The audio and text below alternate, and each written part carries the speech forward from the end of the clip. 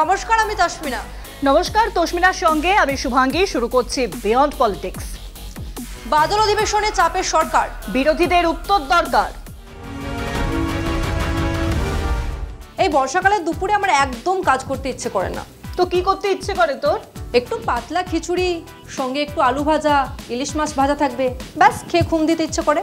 আহা, জিভে জল চলে এলো তোরে। তা না হলে আর বলছি কি, আর শেষ পাতে যদি একটু খেজুর আর টমেটোর চাটনি হয় তাহলে তো কোনো কথাই নেই। তার মানে বর্ষা এলেই তোর খিচুড়ি প্রেম জেগে ওঠে, তাই তো? একদমই তাই।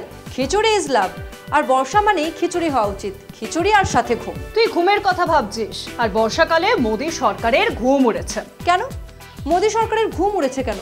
মোদিজি কি বৃষ্টি পড়লে ঘুমোতে পারেন না? সে কেন পারবেন না? তবে সংসদে বাদল অধিবেশন বসেছে, আর সে কারণে ঘুম উঠতে পারে মোদিজির। কেন বলো তো, বাদল অধিবেশনে ঘুম উঠবে কেন?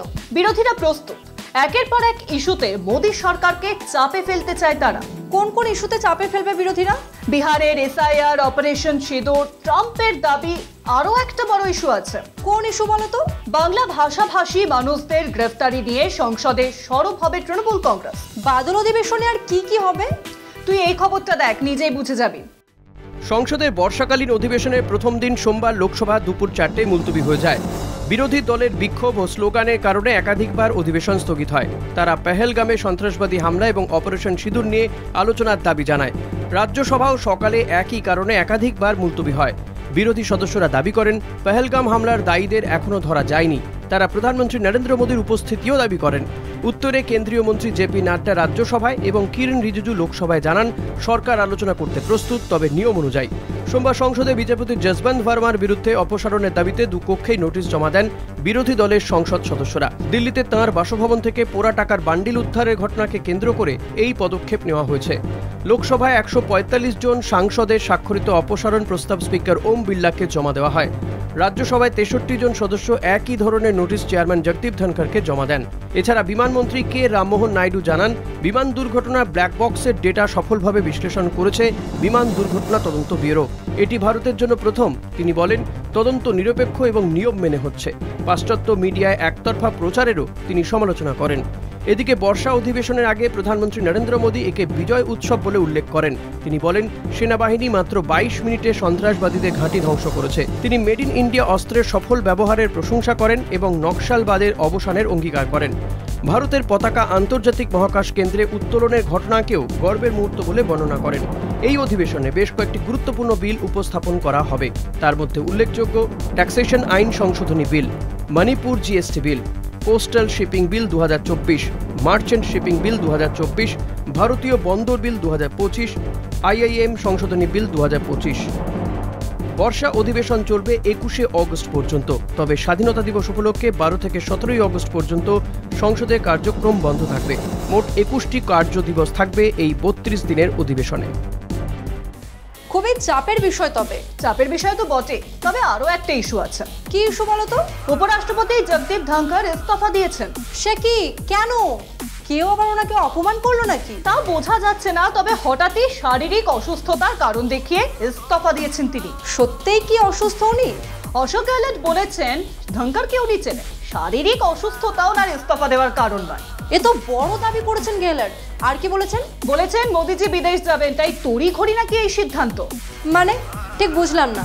গেহলটের মতে নরেন্দ্র মোদী, বিজেপি আর আরএসএস জানে আসল কারণ কি। চাপে পড়েই নাকি তাড়াহুড়ো করে ইস্তফা দিয়েছেন ধনখড়। সত্যি? হঠাৎ ইস্তফা দিলেন কেন? অনেকগুলো থিওরি কিন্তু হাওয়ায় ভাসছে। তুই এই খবরটা দেখ, নিজেই বুঝে যাবি। মাত্র 12 দিন আগে জওহরলাল নেহরু বিশ্ববিদ্যালয়ে এক অনুষ্ঠানে দেশের উপরাষ্ট্রপতি জগদীপ ধনখড় এই কথা বলেছিলেন। কিন্তু সেই আশ্বাসের পর মাত্র এক সপ্তাহের মধ্যে তার আকস্মিক পদত্যাগ সোমবার সকলকে অবাক করে দেয়। বয়স 74 বছর হলেও স্বাস্থ্যগত কারণ দেখিয়ে এই পদত্যাগকে অনেকে পুরোপুরি বিশ্বাস করতে পারছেন না। সরকারের বা উপরাষ্ট্রপতি দপ্তর থেকে এ নিয়ে এখনও কোনো আনুষ্ঠানিক বিবৃতি আসেনি। বিজেপির নেতারাও শুরুতে সম্পূর্ণ নীরব ছিলেন। প্রধানমন্ত্রী নরেন্দ্র মোদী প্রতিক্রিয়া আসতেও লেগে যায় 15 ঘন্টা, যা রাজনৈতিক মহলে নানা প্রশ্ন তুলেছে। একটি সূত্রের মতে, ধনখড়ের পদত্যাগের পর বিহারের মুখ্যমন্ত্রী নীতিশ কুমারের জন্য উপরাষ্ট্রপতি হওয়ার পথ প্রশস্ত হতে পারে। আসন্ন বিহার বিধানসভা নির্বাচনের আগে তাকে উপরাষ্ট্রপতি করে বিজেপি হয়তো জেডিইউ এর সঙ্গে সম্পর্ক দৃঢ় করতে চাইছে। বিজেপির বিধায়ক হরিভূষণ ঠাকুর মঙ্গলবার সাংবাদিকদের বলেন, নীতিশ কুমার যদি উপরাষ্ট্রপতি হন তবে বিহারের জন্য তা খুব ভালো হবে। এই মন্তব্য সেই জল্পনাকে আরও উস্কে দিয়েছে। অধিবেশনের প্রথম দিন ধনখড় বিচারপতি যশবন্ত ভার্মার অপসারণের জন্য বিরোধীদের দেওয়া নোটিশ গ্রহণ করেন। ওই সময় লোকসভায় সরকারের পক্ষে গুরুত্বপূর্ণ প্রস্তাব পেশ হচ্ছিল। ভার্মার বিরুদ্ধে রাজ্যসভার 63 সাংসদের স্বাক্ষরিত মোশন তার পক্ষে আলোচনার অনুমোদন দেওয়াতে সরকার প্রচণ্ড ক্ষেপে যায়।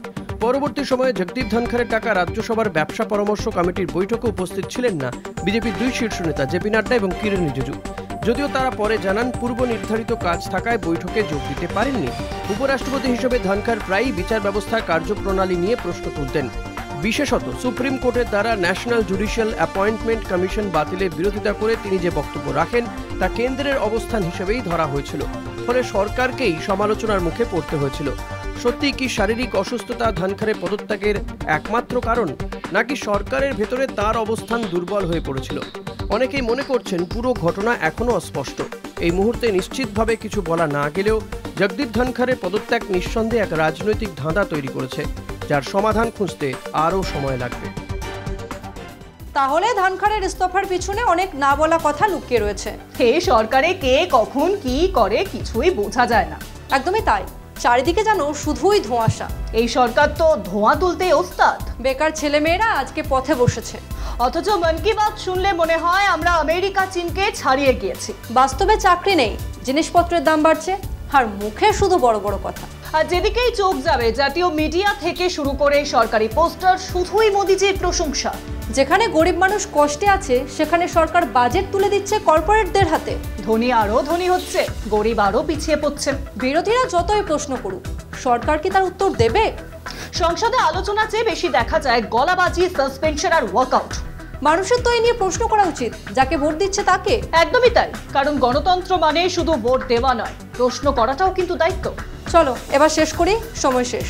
তাই বিয়ন্ড পলিটিক্স আজকের মতো এই পর্যন্তই। দেখতে থাকুন কলকাতা টিভির রাত দিন 7 দিন।